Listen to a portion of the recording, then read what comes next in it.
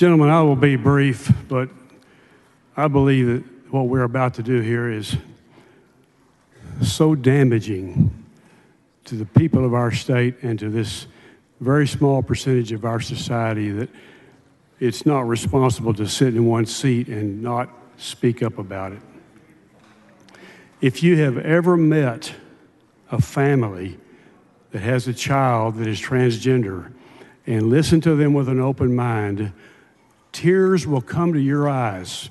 The hardest-hearted person in this room will be moved emotionally to hear their story. And to hear the story,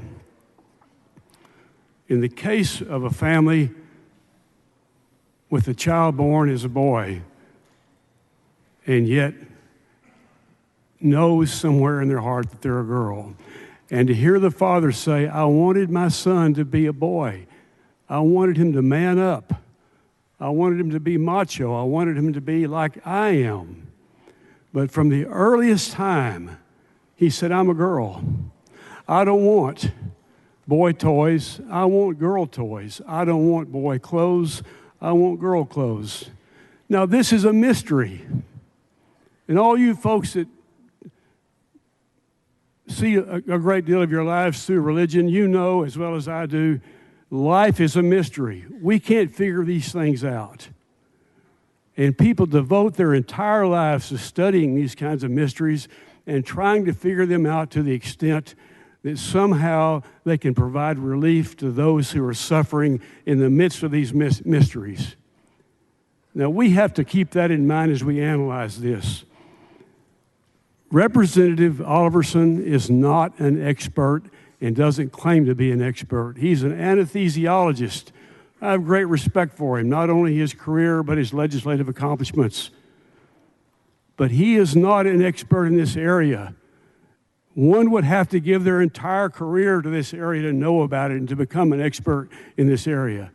And for this family, who we all personally know, real families like this, they deserve to be placed in the hands of experts and not have their lives governed by the political winds that blow us back and forth.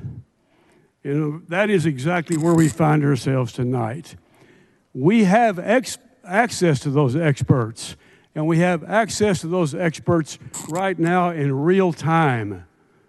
Not Dr. Oliverson and those that support his point of view who are not experts, but the people that really know the territory.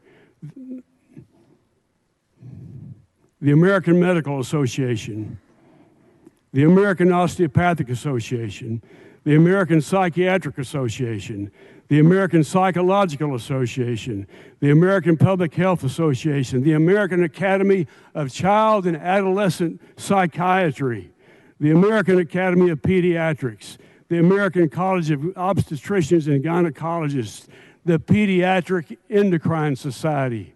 All of these say that medically necessary treatments should be made available according to the understanding of the experts for these children.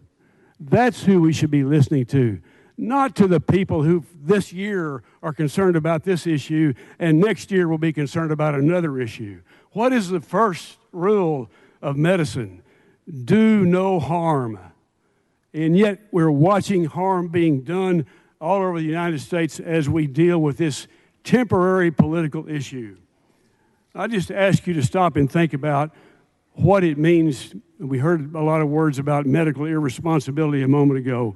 To be medically irresponsible is to ignore the experts and to go with the lay people who just have opinions and those who admit that they're not experts, as many of those who are debating this issue tonight.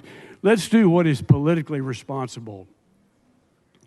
Politically responsible means to be leaders.